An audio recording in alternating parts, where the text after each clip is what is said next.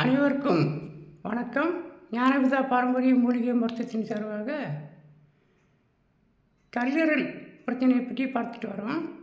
இது 3ஆம் பாகமாக பார்த்துட்டு வரோம். ஏன்னா கல்லீரல் பற்றி பார்க்கும்போது நம்ம நிறையா பதிவு போட வேண்டியிருக்கு.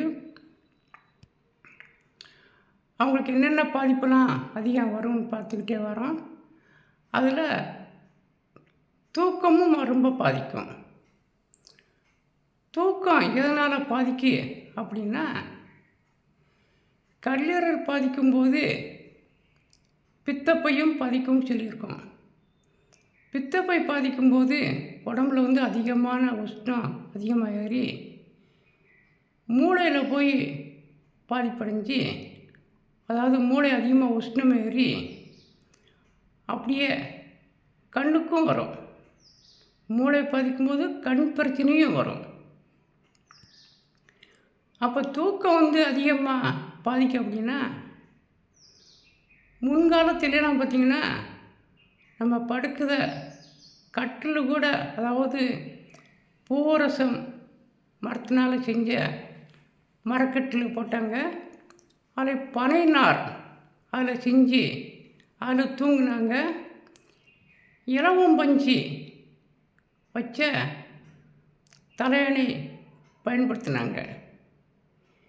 அது மாதிரி உடைகள்லையும் பார்த்திங்கன்னா பருத்தி ஆடையை பயன்படுத்தினாங்க.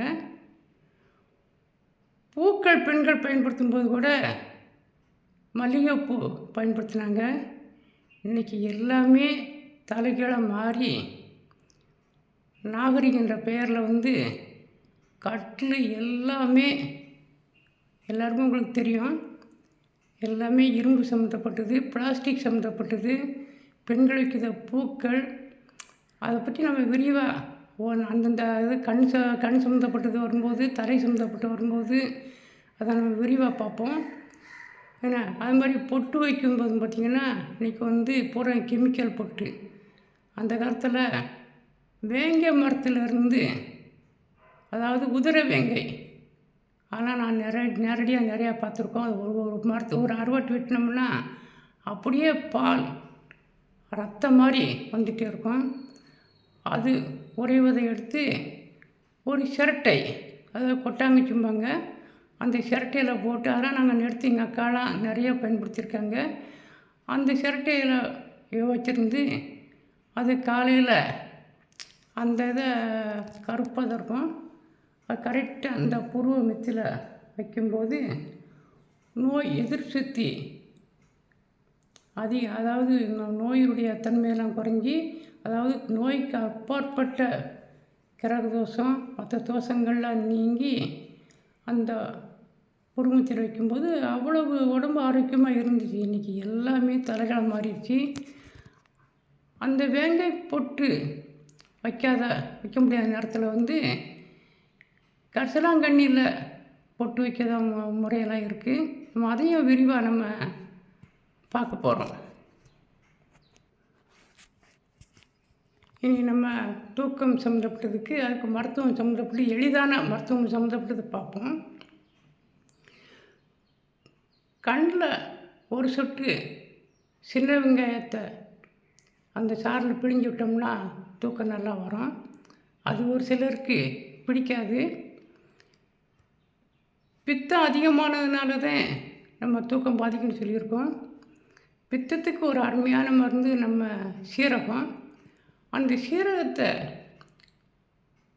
1-2 அதாவது பொன்வரால் வறுத்து வச்சுக்கிட்டு அதை தூள் செஞ்சு அது ஒரு காட்டன் துணியில் முடிஞ்சு அடிக்கொருக்கா முகர்ந்து பார்த்துக்கிட்டு இருந்தாலும் தூக்கம் வரும். அது மட்டும் போதாது, அவங்க குடிக்கிற குடிநீர்லேயும், அதாவது ஒரு ஸ்பூன் அந்த 1-2 தட்டி போட்ட சீரகத்தை 1 லிட்டர் தண்ணியில் நல்லா கொதிக்க வச்சு அதை அடிக்கொருக்கா குடிச்சிட்டு வரணும். அது பித்தம் சம்மந்தப்பட்ட பிரச்சனையினால் தூக்கம் பாதிக்கும்னு சொல்லியிருக்கோம். பித்தத்தை பூரா அப்படியே சமன் செய்து சரியாக வரும்.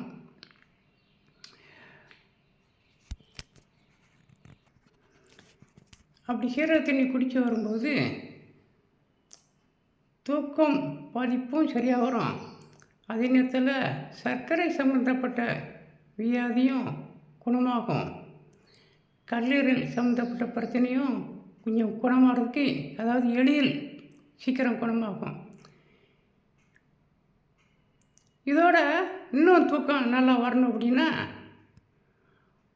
மருதாணி பூக்கள் கொஞ்சம் சேகரித்து படுக்கும்போது தலையணையில் வச்சு படுத்தோம்னா நல்லா தூக்கம் வரும். இப்படி தூக்கத்துக்கு பல மருந்து இருக்குது. அதே நேரத்தில் நம்ம தயாரிக்கிற சாதிக்காய் தீநீர்னு சொல்லி போட்டு கொடுக்கும். அதில் பருத்திப்பால், தேங்காய் பால், கசகசா பால், திராட்சை சாறு, சாதிக்காய் இதெல்லாம் ஊற வச்சு நம்ம அதை தீநீராக இறக்கி நம்ம கொடுத்துட்டு வரோம். அது பார்த்திங்கன்னா, ஏன்னா உள்ள சரக்கு பூரா நீங்கள் பார்த்திங்கன்னா தெரியும்.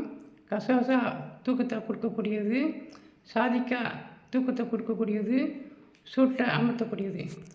இப்படி அந்த அந்த தீநீரையும் நம்ம அடிக்கொருக்கா குடிச்சிட்டு வரும்போது தூக்கம் சம்மந்தப்பட்ட பிரச்சனை வரும்.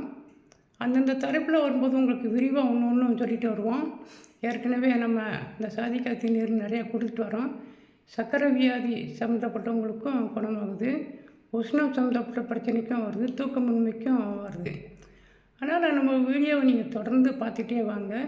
இன்னும் கல்லீரலில் நிறையா பிரச்சனைகள் வருதெல்லாம் விரிவாக பார்க்க வேண்டியிருக்கு. ஏன்னா நம்ம முன்னாடி புறமே மூலிகை பற்றியே நிறையா பார்த்துட்டு வந்திருக்கோம். எந்த நோய்க்கு என்ன மருத்துவம், எப்படி அது வராமல் தடுக்குது எப்படிங்கெல்லாம் விரிவாக பார்க்கறதுனால நம்முடைய சேனலை நீங்கள் பதிவு பண்ணி பார்த்துட்டு வாங்க.